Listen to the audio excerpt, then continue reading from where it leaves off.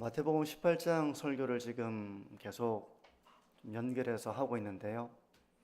저에게는 이 마태복음 18장이 보물과 같은 그런 장이다 이런 생각이 듭니다. 좋은 교회를 세워나가기 위해서 우리가 반드시 주님의 이 교훈을 우리의 마음에 새겨서 주님의 뜻을 따라 교회를 세워나가야만 하는 그런 우리의 현실 가운데에서 이 주님의 가르침 하나하나가 정말 보석과 같은 가르침이다. 그런 마음이 듭니다. 성도 여러분, 좋은 교회는 어떤 교회입니까? 어린아이 한 사람을 주님의 마음으로 환대해주는 교회, 그 교회가 좋은 교회잖아요. 교회 갔는데 관심이 없어요. 다들 자기 갈 길을 가기에 바쁩니다. 끼리끼리 어울립니다. 그것이 아니라 어린아이와 같은 그 소자 한 사람도 주님의 이름으로 환영해주는 교회, 또 그 한 사람이 실족당하지 않도록 늘 주님의 은혜를 구하고 하나님의 영광을 가리지 않는 교회, 혹 누가 범죄한 자가 있다면 그를 돌이키기 위해 참 마음으로 기도하고 그 영혼을 위해 기도하고 찾아가서 겸손과 온유로 그가 바른 길을 걸어가도록 권고하고, 이렇게 할 때 교회가 정말 좋은 교회가 되는 것입니다. 이제 오늘 말씀도 우리가 좋은 교회를 세워나가기 위해서, 복음적인 그런 공동체를 세워나가기 위해서 너무나도 중요한 주제를 담고 있는데요. 우리의 가장 어려운 것 중에 하나를 예로 든다면 그건 바로 용서입니다. 우리 성도님들이 용서를 잘 하십니까? 아니면 용서하기가 좀 어려우십니까? 아마도 용서하기가 다 어려우실 거라고 생각합니다. 이건 모든 사람이 예외가 없을 거예요. 용서는 어려운 것입니다. 특히 누군가가 나에게 죄를 지었을 때, 나에게 죄를 지을 수 있잖아요. 거짓말을 한다든지 나를 속인다든지 또 나의 흉을 본다든지 정당하지 않은 이유로, 또 나에게 아주 나의 심령을 병들게 만드는 그런 말을 한다든지, 그래서 너무 큰 상처를 받는다든지, 이렇게 하면 그 사람을 온유함으로 대하기가 어렵습니다. 기본적으로 어려워요. 그런 경우에는 막 속에서 천불이 난다 그러죠. 화가 납니다. 그리고 너무 짜증이 나요. 근데 이게 모든 사람들이 그런 것입니다. 주님이 아닌 이상 우리는 모두 나에게 범죄한 사람을 용서하기가 참 어렵습니다.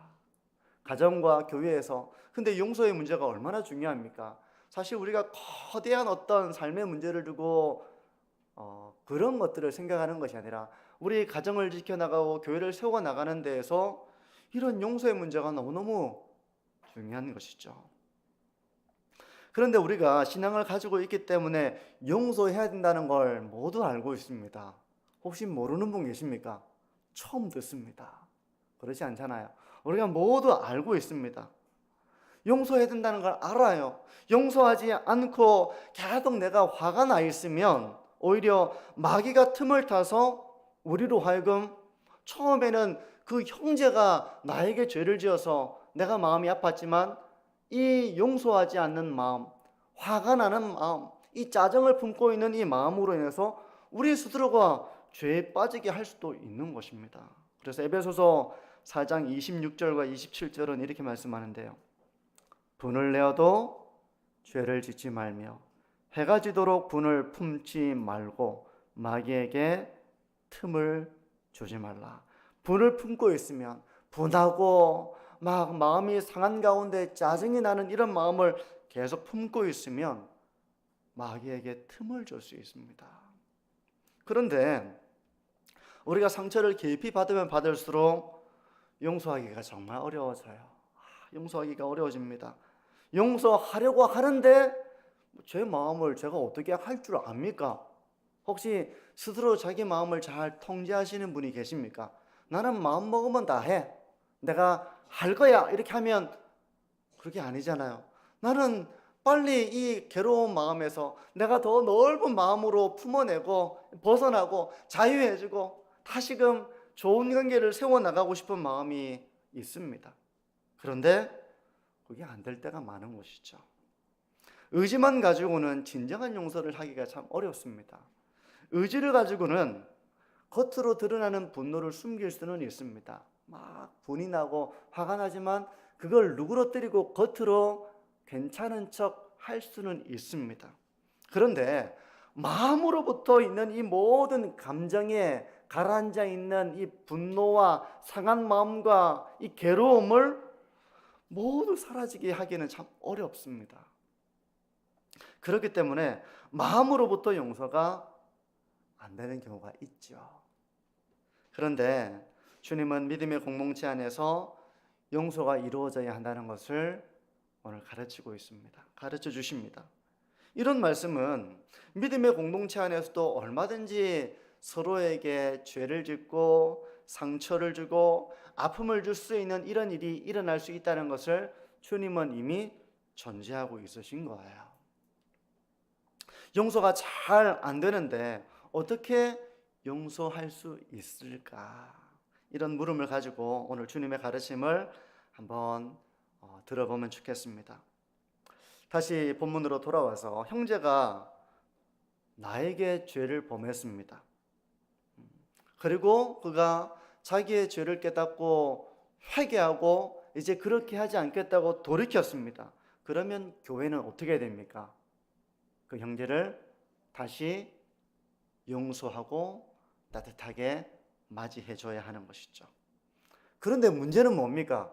문제는 그 형제가 다시 돌아왔어요. 회개했습니다. 그런데 똑같은 죄를 만약에 2번 반복한다면 어떡하겠습니까? 2번이 아니라 3번 했다면 어떡하겠습니까? 3번이 아니라 10번을 하고 또 똑같은 죄를 저지르고 나서 또 회개하고 돌아왔다고 한다면 어떻게 하시겠습니까? 이게 참 어려운 문제죠. 아니 그 일 때문에 내가 그렇게 마음이 괴롭고 힘들었는데 그래서 그렇게 하지 않겠다고 회개하고 돌이켰는데 또다시 그 죄를 반복한다고 한번 생각해 보십시오.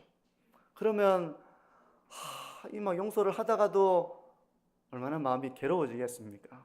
네. 그런데 형제가 만약에 말로 나에게 상처를 주었다고 한번 생각해 보십시오. 잠언에는 이제 이런 말씀이 있는데요. 잠언 16장 24절입니다. 선한 말은 꿀송이 같아서 마음에 달고 뼈에 양약이 되느니라. 성도 여러분, 선한 말은 꿀송이 같습니다.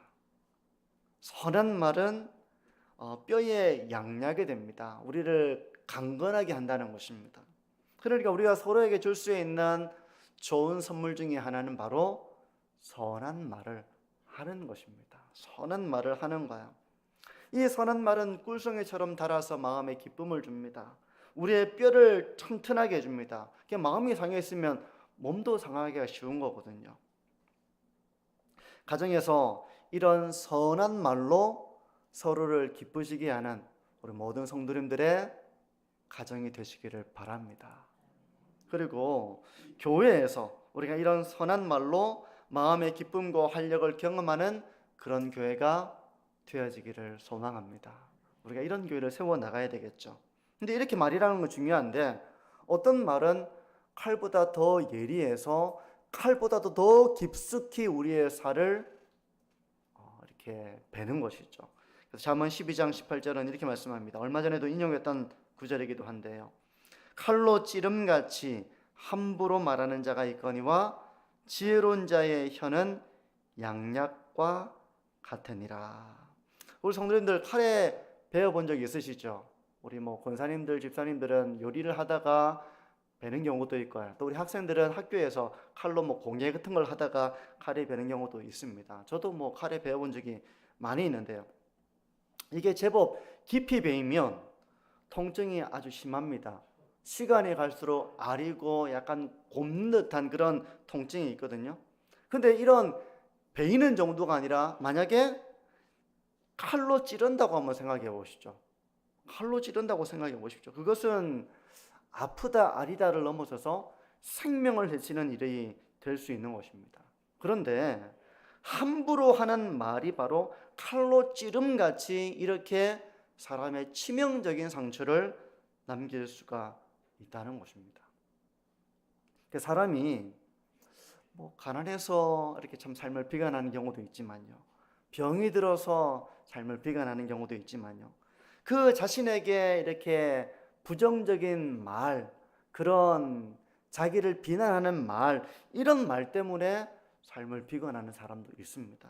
연예인들 중에는 이제 그것 때문에 너무너무 괴로워가지고 이렇게 삶을 비관하는 그런 경우가 있잖아요. 이처럼 말이라는 것이 참 무서운 겁니다. 근데 우리가 가정이든 교회이든 가장 서로에게 죄를 범할 수 있는 게 뭐가 있는가 하면 바로 말입니다. 말로써 죄를 짓는 경우가 참 많죠. 근데 말로써 상처를 준 사람을 용서해 줬습니다. 그가 또다시 실수든 경솔함이든 어떤 이유에건 또다시 말로 경솔하게 상처를 준다면 우리 성도님들은 몇 번까지 용서해 주실 수 있으시겠습니까?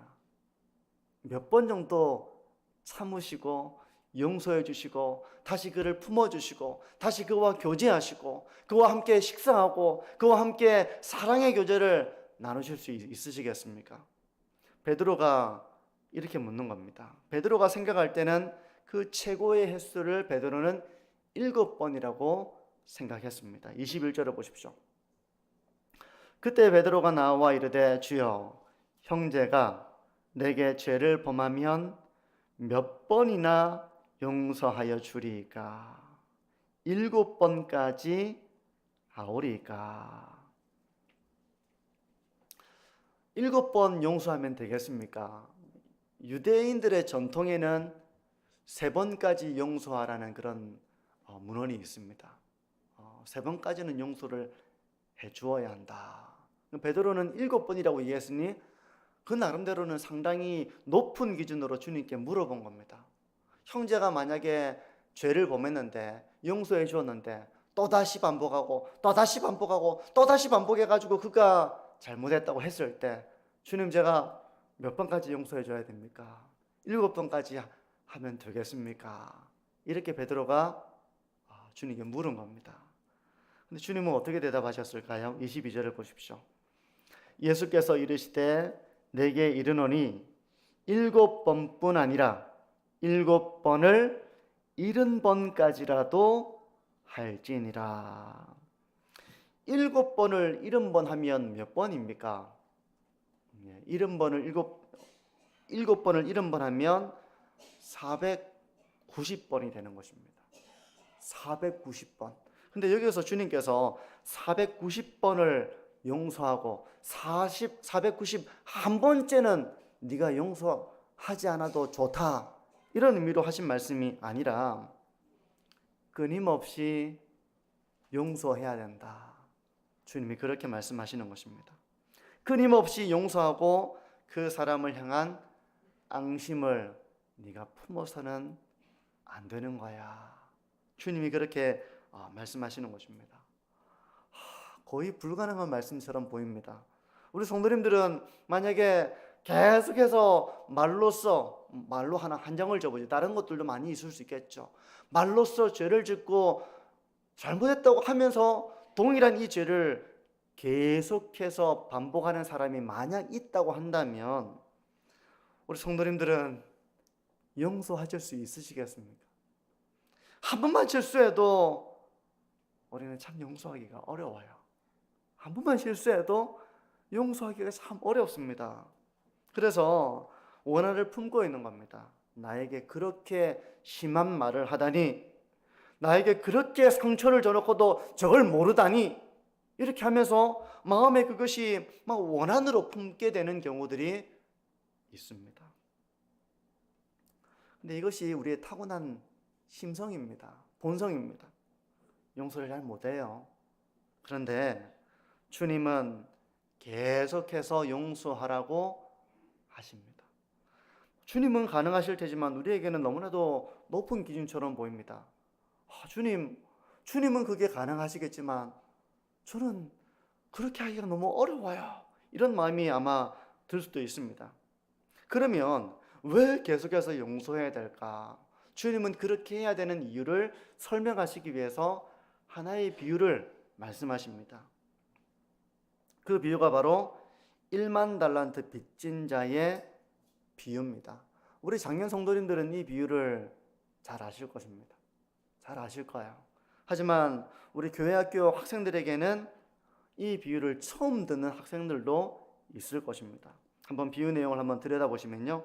먼저 23절에서 27절까지를 한번 보십시오. 조금 긴데요. 23절부터 27절까지를 제가 읽겠습니다. 그러므로 천국은 그 종들과 결산하려 하던 어떤 임금과 같으니 결산할 때 10,000달란트 빚진 자 하나를 데려오매 갚을 것이 없는지라 주인이 명하여 그 몸과 아내와 자식들과 모든 소유를 다 팔아 갚게 하라 하니 그 종이 엎드려 절하며 이르되 내게 참으소서 다 갚으리다 하거늘 그 종의 주인이 불쌍히 여겨 놓아보내며 그 빚을 탕감하여 주었다니. 이 비유 속에는 한 임금이 나오고요, 한 종이 결산하는 모습이 그려지고 있습니다. 이 종은 어쩌다가 임금에게 그렇게 많은 빚을 빌렸는지 모르지만 1만 달란트라고 하는 빚을 진 겁니다.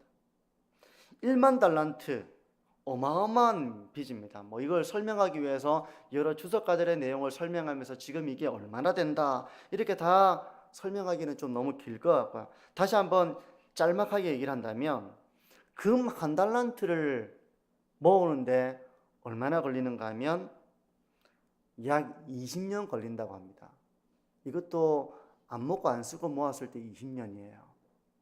그런데 세 달란트를 모으면 평생이 가버리는 겁니다. 60년이 걸리니까 그래요. 그러니 1만 달란트는 얼마나 큰 돈입니까? 계산할 수 없는 그런 금액입니다. 근데 비유 속에서 이 종이 임금에게 그 빚을 진 겁니다. 임금은 이제 그 빚을 갚으라고 말할 권리가 있잖아요.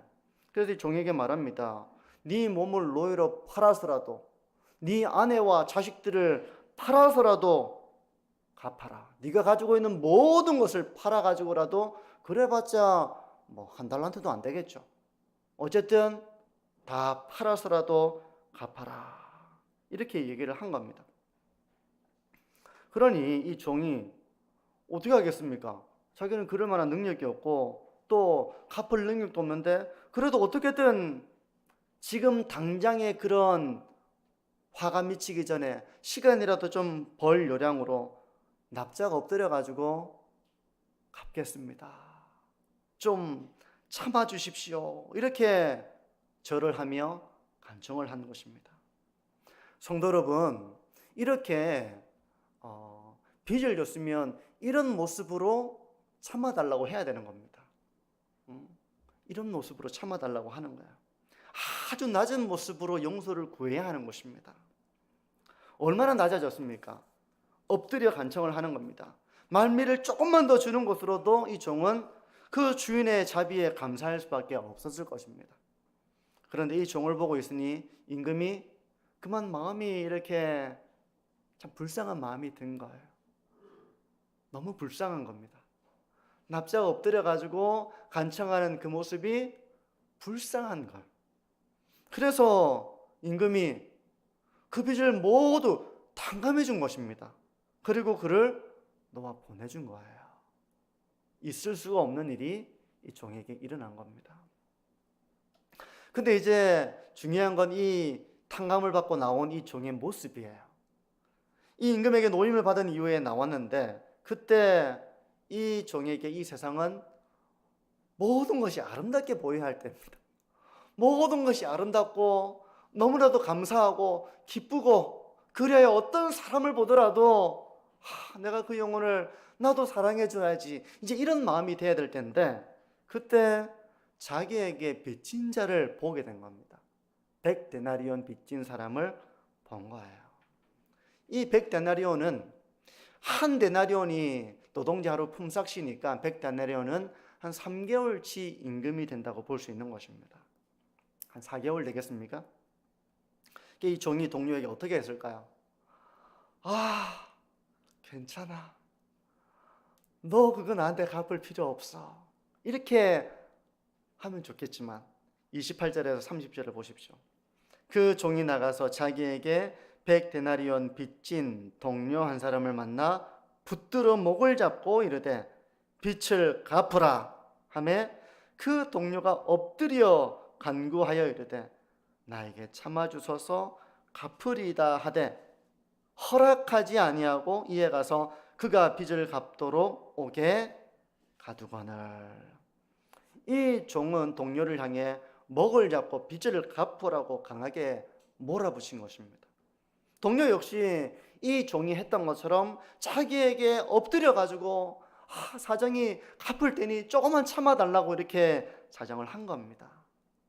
그런데 이 종은 그의 청을 거절하고 그를 옥에 가둬버린 거예요.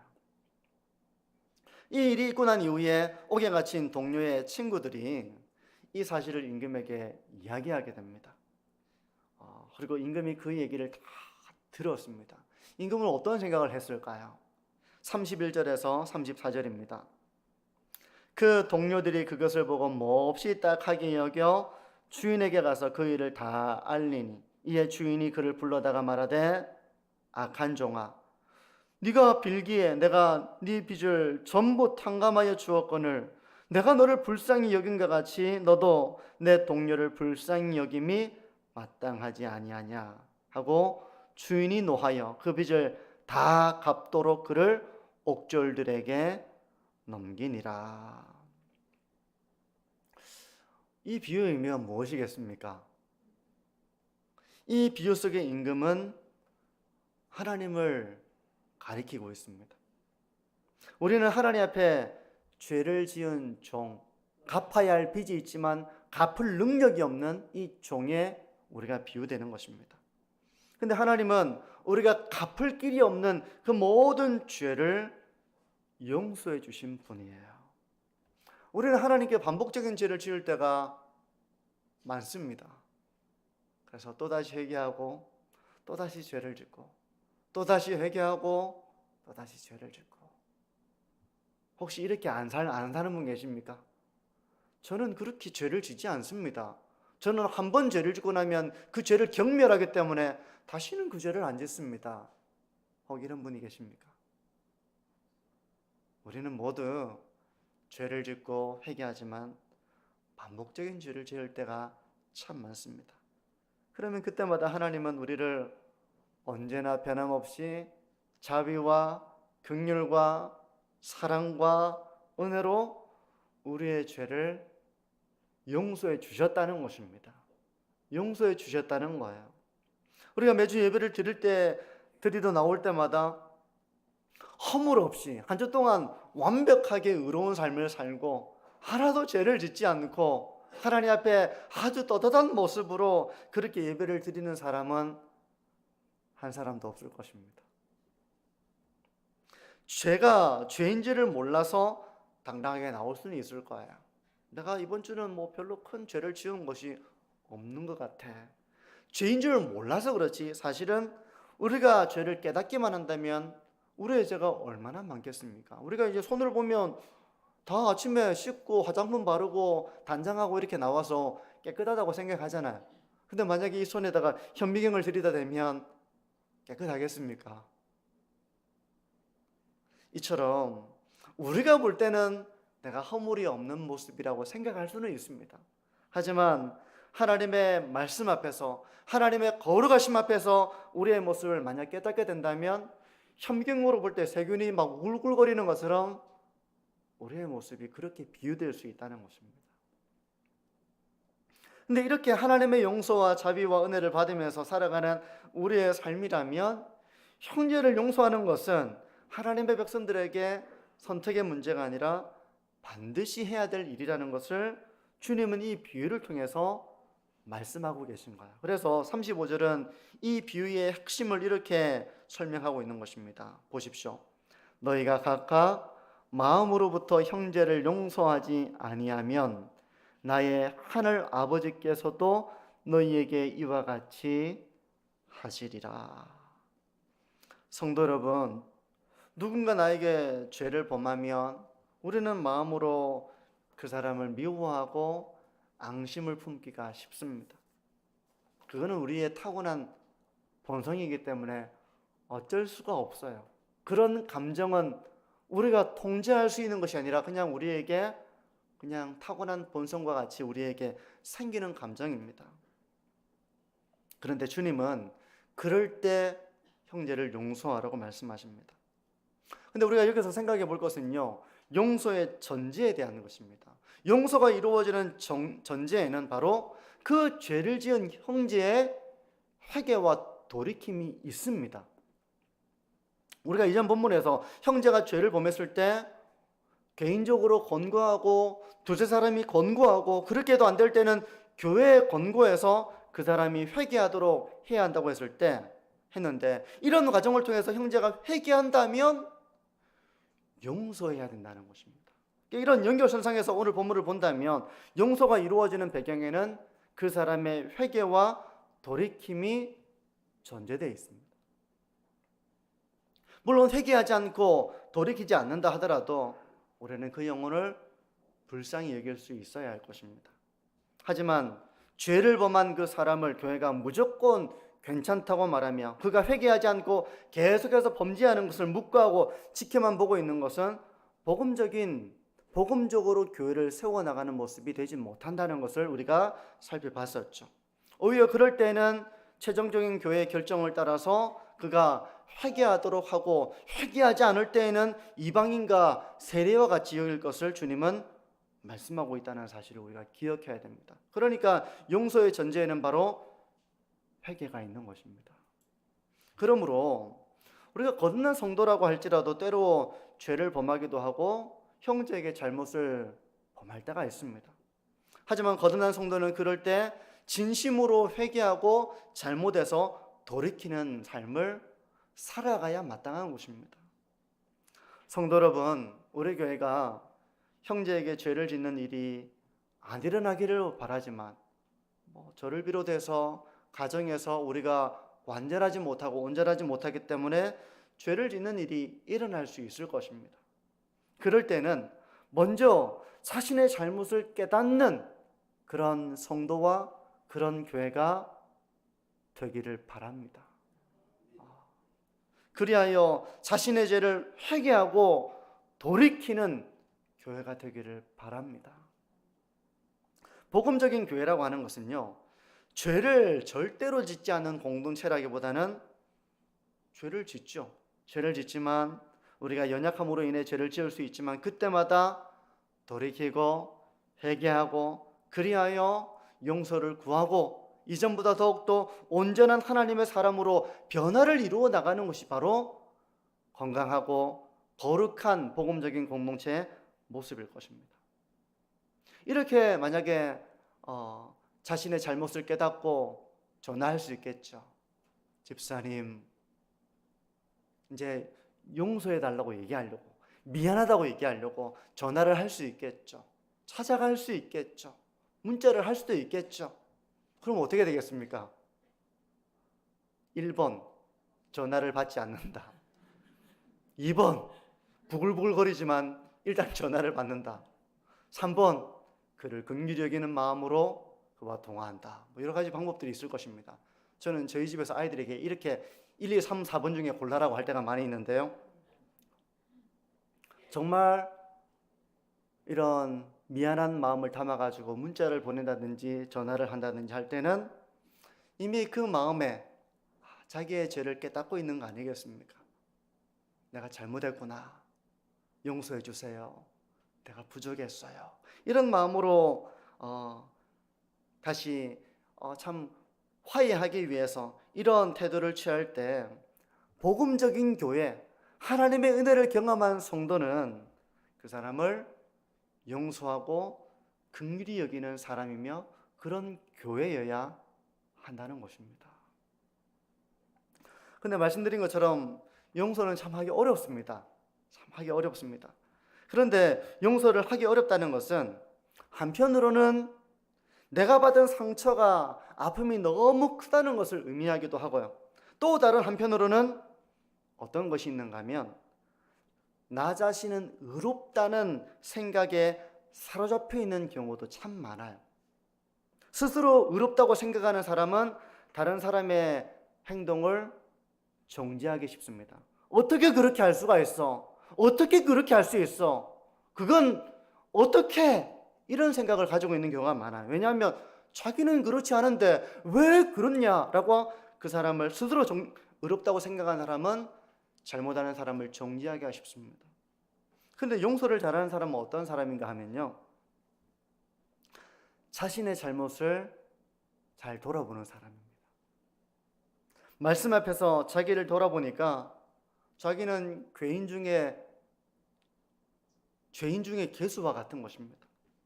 자기의 삶을 돌아보니까 사람들은 나를 옳다고 생각하지만 내가 참 부정한 사람이고, 나는 참 진실하지 못한 사람이고, 나 자신은 참 연약하고, 나 자신의 죄가 참 많고, 나는 참 많이 부족하고, 이런 것을 보면 볼수록 그 사람은 다른 사람의 죄와 잘못에 대해서 긍휼한 마음을 가지는 사람이 된다는 것입니다. 어떻게 그럴 수가 있어? 이런 생각보다는 아유, 나도 참 많이 부족한데, 우리가 참 많이 부족하지. 우리는 주님의 은혜가 없이는 살아갈 수가 없지. 주님께서 나를 그렇게 용서해 주시고 긍휼히 여겨 주시는 것처럼 우리는 그런 삶을 살아가야 하지. 이렇게 나 자신이 얼마나 연약한 사람인가를 생각한다면 나와 같이 허물이 있고 죄를 지은 그 사람을 정죄하고 미워하는 것이 아니라 그 사람을 내가 참 긍휼히 여겨야 되겠다. 하나님께서 나를 이렇게 긍휼히 여기시고 용서해 주시고 나를 이렇게 다시 이렇게 세워주시는데 내가 미워할 사람이 누가 있겠노? 내가 용서하지 못할 사람이 누가 있겠어? 이런 마음을 가지게 된다는 것입니다. 그러므로 성도 여러분, 그 영혼을 품어내고 용서하기 위해서는 먼저 우리 자신을 말씀으로 잘 돌아보는 삶을 살아야 됩니다. 그러면 우리가 용서하지 못할 사람이 없어요. 우리가 품어내지 못할 사람이 없습니다. 왜냐하면 나도 똑같은 자이고 내가 더 하나님 앞에 온전하지 못한 자이고 이런 자를 하나님께서 용서해 주시고 자비를 베푸시고 사랑해 주신 것을 정말 믿는다면 우리가 해야 될 일은 용서하는 길, 그 영혼을 품어내는 길 외에는 다른 길이 없다는 것을 알기 때문에 그런 것입니다. 성도 여러분, 이제 말씀을 정리하는데요, 우리의 가정과 우리의 교회가 복음적인 교회가 되기를 소망합니다. 그런 교회는 어떤 교회입니까? 그런 교회는 바로 자기의 잘못을 깨닫고 용서를 구하고 또 그 사람을 용서하는 이런 공동체가 바로 복음적인 공동체인 것입니다. 우리는 얼마든지 잘못할 수 있습니다. 하지만 잘못한 이후에는 깨닫지 못하는 사람이 되어서 자기의 허물을 전혀 보지 못하는 그런 뻔뻔함이 아니라 우리가 말을 하고 나서 행동을 하고 나면 저녁 때 되면 자기의 생활을 돌아볼 때가 있잖아요. 내가 그때 왜 그런 말을 했을까? 내가 그때 그렇게 행동하는 것이 아니었는데 내가 왜 그렇게 이기적으로 했을까? 왜 내가 나보다 남을 낮게 여기지 못했을까? 그 순간의 어떤 충동과 그런 유혹과 그런 어리석음 때문에 우리가 형제에게 사랑으로 하지 못하고 잘못할 때가 있잖아요. 그럴 때면 나 자신에 먼저 회개하고 돌이켜고 그래서 자신을 먼저 돌아볼 수 있는 그런 교회가 되어지기를 원합니다. 내가 잘못을 했는데 교회는 용서하는 것 아닙니까? 왜 나한테 용서를 안 합니까? 여러분, 이게 말이 되는 겁니까? 여러분, 이건 말이 안 되는 거예요. 내가 잘못을 했는데 왜 당신은 나에게 용서하지 않느냐? 자기가 먼저 용서를 구해야죠. 용서를 구하는 태도는 땅에 엎드려서 당신의 자비가 아니고서는 저는 일어날 수가 없습니다. 이게 바로 용서를 구하는 합당한 태도인 것입니다. 잘못을 했는데 오히려 용서를 이용해가지고 복음의 말씀을 이용해가지고 아주 번번한 태도로 당신은 왜 나를 용서하지 않느냐? 왜 교회가 사랑이 없느냐? 당신은 왜 나를 그렇게 대하느냐?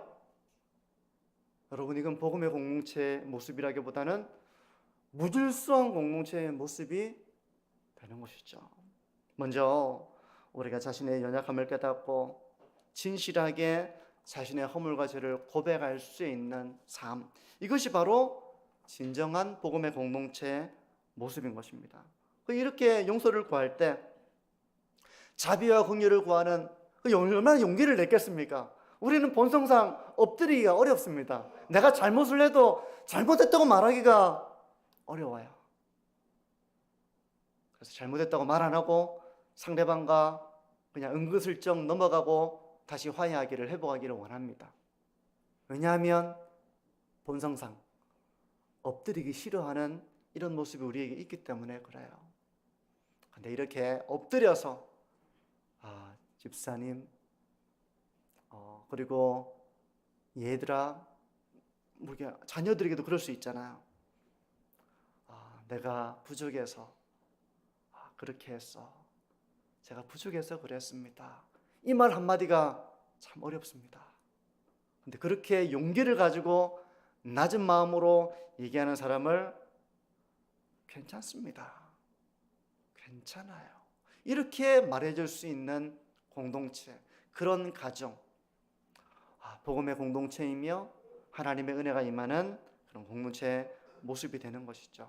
우리 교회가 이렇게 하나님의 은혜를 먼저 받은 자답게 하나님의 은혜와 긍휼로서 영혼을 세워나갈 수 있는 화목의 공동체, 용서의 공동체, 회개의 공동체가 되어지기를 주님의 이름으로 축복합니다.